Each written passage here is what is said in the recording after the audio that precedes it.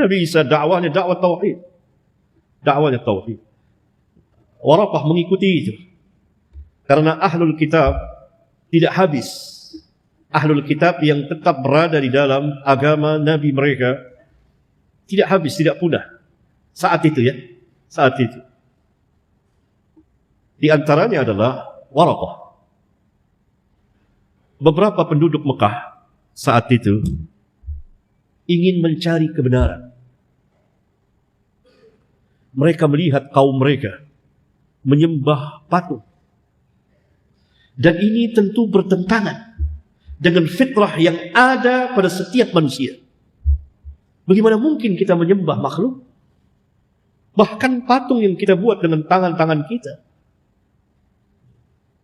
Dan kita letakkan sendiri. Dia tidak bisa berbuat apa-apa. Dia bisa berjalan.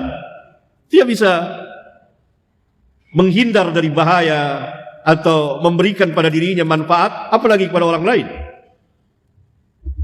Maka beberapa orang di Mekah yang tetap dalam fitrahnya, yang Allah telah fitrahkan dia, fitrahkan seluruh manusia, keluar dari kota Mekah mencari kebenaran. Di antara mereka adalah Waraqah bin Naufal. Ada, saya ingat, 2 orang waktu itu keluar dari kota Mekah untuk mencari kebenaran. Dan Waraqah bertemu dengan ahli kitab yang tetap berada di dalam ajaran Nabi yang mulia Isa bin Maryam alaihi salatu wassalam. Ya, dakwahnya sama. Wa'budullaha rabbi wa rabbakum. Sembahlah Allah, Rabbku dan Rabb kamu, kata Isa. Itu dakwah Isa dan dakwah seluruh para nabi dan rasul. Maka Waraqah masuk ke dalam agama itu. Agama yang sesuai dengan fitrahnya. Kawannya yang lain lagi tetap berada di dalam fitrahnya, menolak penyembahan berhala itu. Karena memang tidak sesuai dengan fitrah yang Allah fitrahkan setiap manusia berada di dalam agama ini. Nah, kemudian Waraqah pulang ke Mekah. Dan dia menulis Injil. Dan Injil yang ada pada Waraqah itu, Injil yang asli, atau barangkali sebagian besarnya.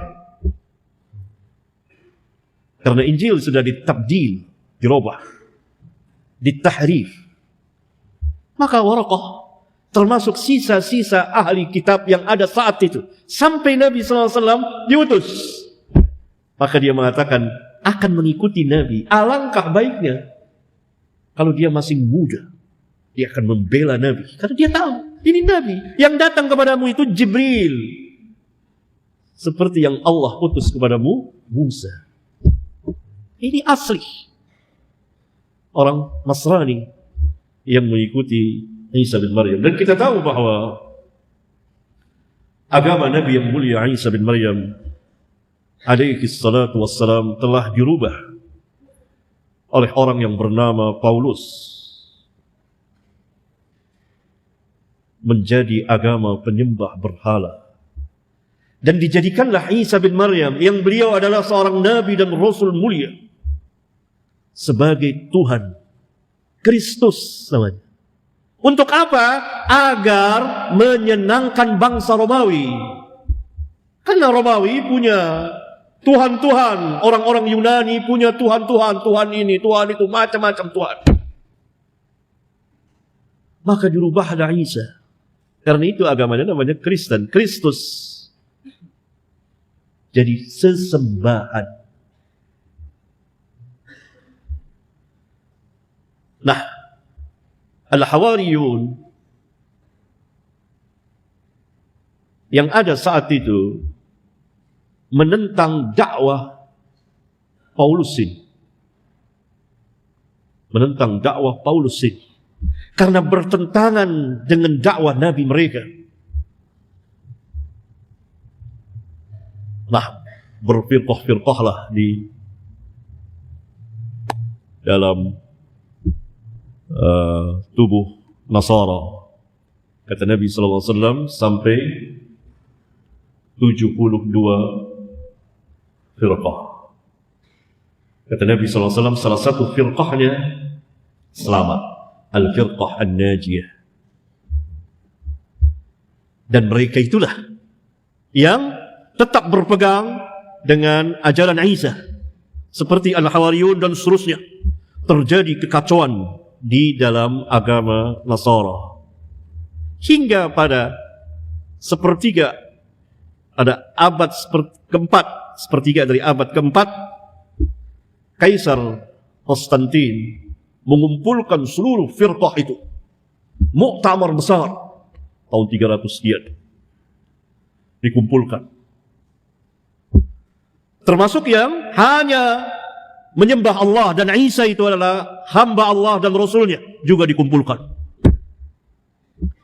Dan Kaisar Konstantin adalah penyembah berhala dari bangsa Romawi yang mendirikan kota Konstantinia. Dikumpulkan, akhirnya terjadi musyawarah besar, lalu diputuskan oleh Kaisar Romawi Konstantin bahwa Isa itu Tuhan, salah satu dari 3 Tuhan yang hanya menyembah Allah, dan Isa itu hamba Allah dan Rasulnya tidak dipakai.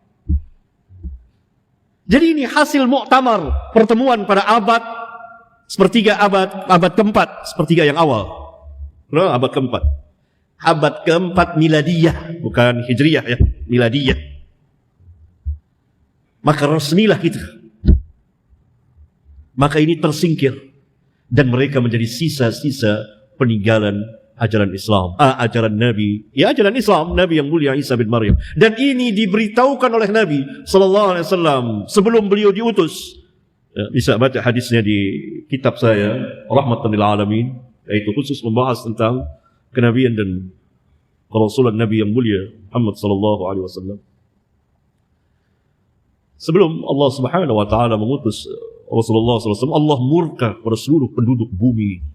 Orang Arabnya kah atau orang asingnya, ajamnya. Kecuali kepada sisa-sisa, perhatikan, sisa-sisa ahli kitab.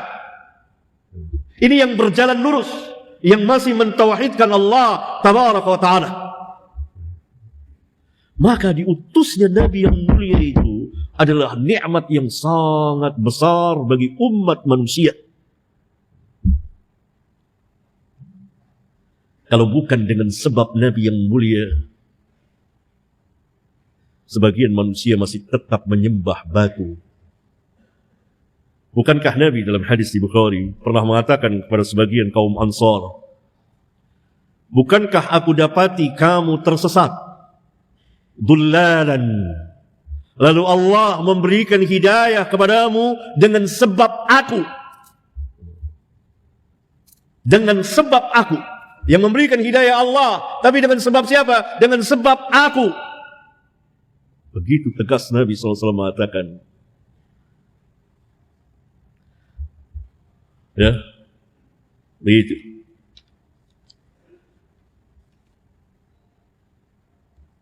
Maka diutusnya Nabi yang mulia alaihi salatu wassalam merupakan nikmat yang sangat agung dan sangat besar sekali. Karena itu Rabbuna Jalla Dzikruhu berfirman apa? Al-yawma akmaltu lakum dinakum wa atmamtu alaikum ni'mati wa raditu lakumul Islam dina. Pada hari ini aku telah sempurnakan bagi kamu agamamu. Lengkaplah syariat Islam. Dan aku telah cukupkan nikmatku kepadamu. Nikmat Allah diutusnya Nabi yang mulia alaihi salatu wassalam merupakan sebesar-besar Allah. Dengan sebab beliau berubahlah sebagian manusia dari kekufuran kepada keimanan, dari kesesatan kepada hidayah, dari kemiskinan kepada kekayaan, dari ketakutan kepada keberanian, dengan sebab beliau.